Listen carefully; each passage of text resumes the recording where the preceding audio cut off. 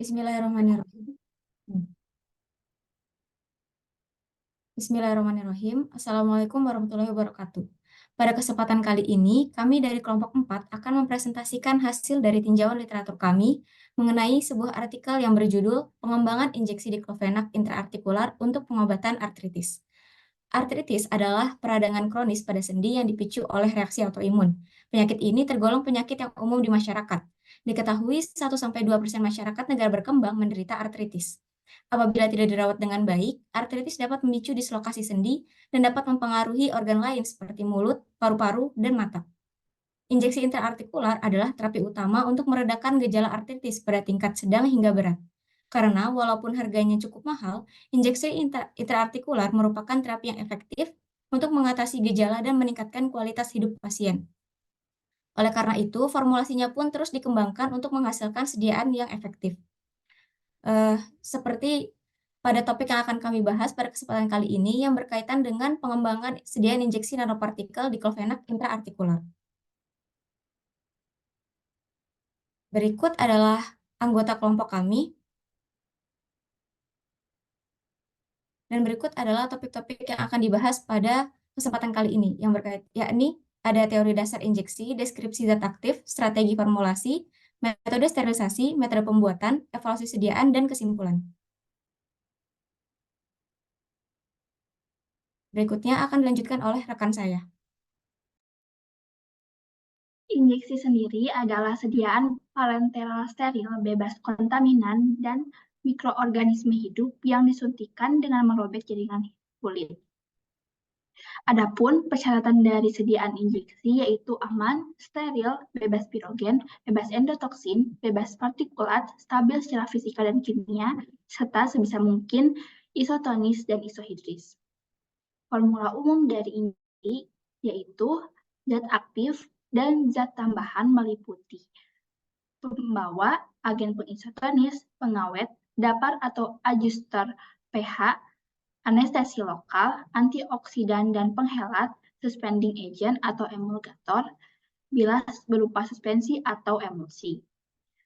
Rute pemberian dari injeksi yaitu intravena, intramuskular, intrakutan, subkutan, intraartikular atau sendi, peridural, dan lain-lain.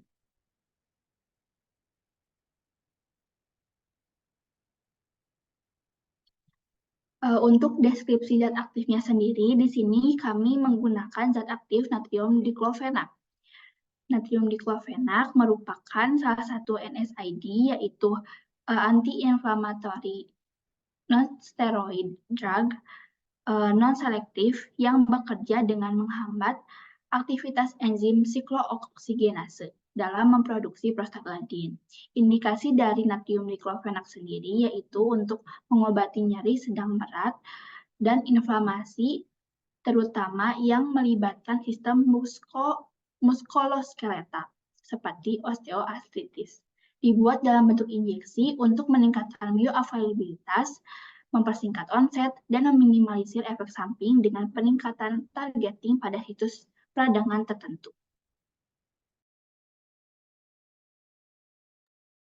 Untuk strategi formulasi, ini ditetapkan berdasarkan permasalahan dari formula yang akan dibuat. Yakni yang pertama, untuk penggunaan jangka panjang natrium diklofenak itu dapat meningkatkan resiko peptic ulcer. Oleh karena itu, sediaannya diinjeksikan melalui intraartikular, tidak secara oral. Lalu penggunaan injeksi intraartikular ini tidak boleh lebih dari 1 kali dalam 3 bulan. Oleh karena itu, sediaannya diformulasikan dalam bentuk nanopartikel yang dapat mengontrol pelepasan obat sehingga mampu bertahan selama 20-24 minggu. Lalu, natrium diklofenak ini lebih stabil dalam bentuk larutan, tetapi agak sukar larut dalam air. Oleh karena itu, sediaannya diformulasikan dalam bentuk nanopartikel untuk meningkatkan kelarutan dari zat aktif. Selanjutnya, pembuatan nanopartikel memerlukan cangkang polimer, dan hal ini digunakan Eudragit L100 sebagai polimer untuk membentuk cangkang nanopartikel.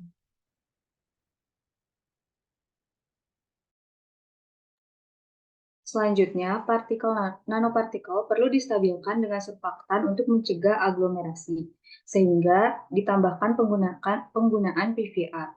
Kemudian, penggunaan Nah, nanopartikel melibatkan reaksi kimia dalam fase pelarut tertentu. Oleh karena itu, penggunaan aseton digunakan sebagai media pembuatan nanopartikel. Kemudian, eudragit L100 larut dalam pelarut organik, sehingga penggunaan metanol digunakan sebagai pelarut polimer. Dan pembawa injeksi harus kompatibel dengan cairan tubuh.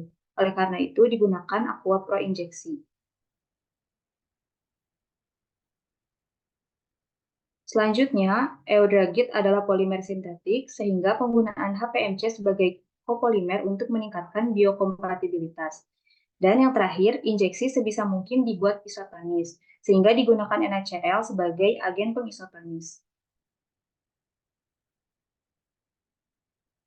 Berikut merupakan formula akhir yang digunakan, yaitu zat aktif berupa natrium diklofenak 100 mg, eudragit L100 0,3 mg, aseton cukupnya, polivinil alkohol 15 ml, metanol 10 ml, HPMC 15%, NaCl, dan air diet hingga 100 ml.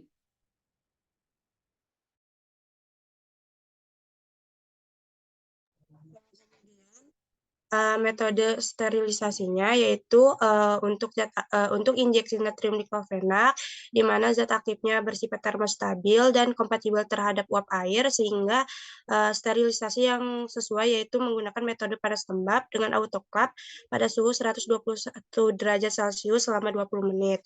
Kemudian natrium diklofenak, zat aktifnya bersifat termostabil dan berbentuk serbuk, sehingga disterilisasikan dengan panas kering menggunakan oven. Ketiga, ada eudragit L100, karena bahannya bersifat termostabil dan berbentuk granul, maka disterilisasikan dengan panas kering menggunakan oven. Keempat, ada aseton, merupakan larutan dan mudah terbakar dan terradiolisis, sehingga sterilisasi yang sesuai yaitu filtrasi. Selanjutnya ada PVA, yaitu bahannya bersifat termolabil, sehingga sterilisasi yang sesuai yaitu radiasi sinar gamma.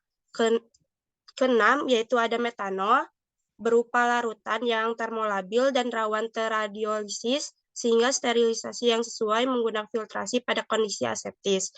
Dan selanjutnya, aqua pro injection, bahannya bersifat termostabil dan kompatibel terhadap uap air, maka sterilisasi yang sesuai menggunakan metode panas lembab dengan autoclave.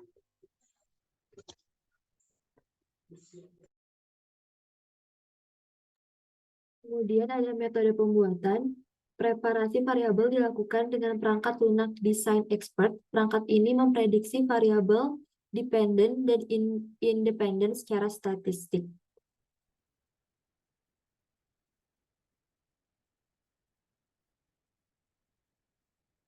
Yang pertama ada preparasi nanopartikel diklofenak. Eudragit L100 dilarutkan dalam metanol dan menjadi larutan A. Na diklofenak dilarutkan dalam aseton menjadi larutan B. Larutan A dan B dicampur ad homogen. Campuran diteteskan ke larutan PVA.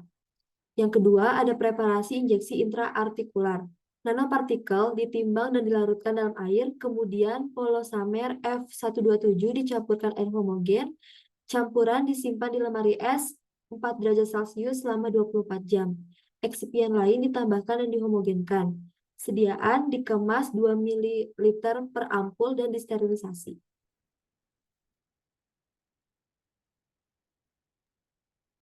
Untuk selanjutnya ada evaluasi sediaan. Yang pertama itu ada evaluasi uji organoleptik. Penilaian kualitas sediaan berdasarkan pengamatan panca indera. Untuk penafsiran hasilnya sesuai dengan monografi sediaan. Selanjutnya ada uji pH, di mana tujuannya itu untuk memastikan kesesuaian pH dengan persyaratan. pH meter mengukur konsentrasi ion H+ pada sediaan. Untuk penafsiran hasilnya, sebaiknya isohidris atau berada pada rentang pH 6-8,5.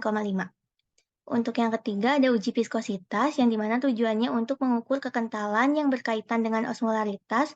Sediaan menggunakan viskometer Brockfield dengan spindel ukuran 21 dan osmometer 3250 versi 2,4.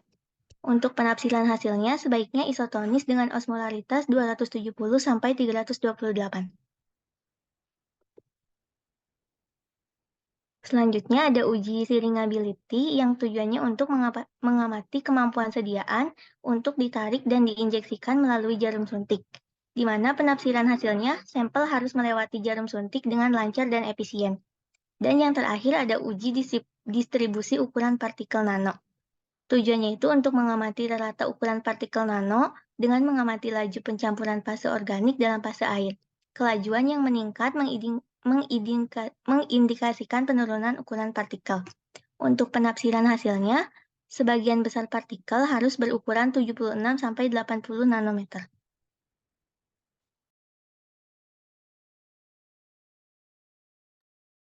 Berikut adalah hasil evaluasi. Dari keseluruhan formula diketahui bahwa rata ukuran partikel adalah 79 nanometer.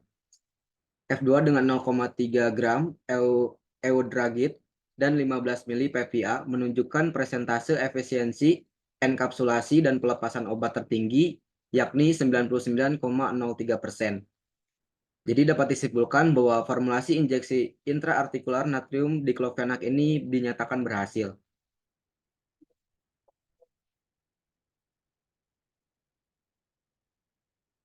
Berikut adalah literatur yang kami gunakan dalam penyusunan pengkajian literatur pada kesempatan kali ini.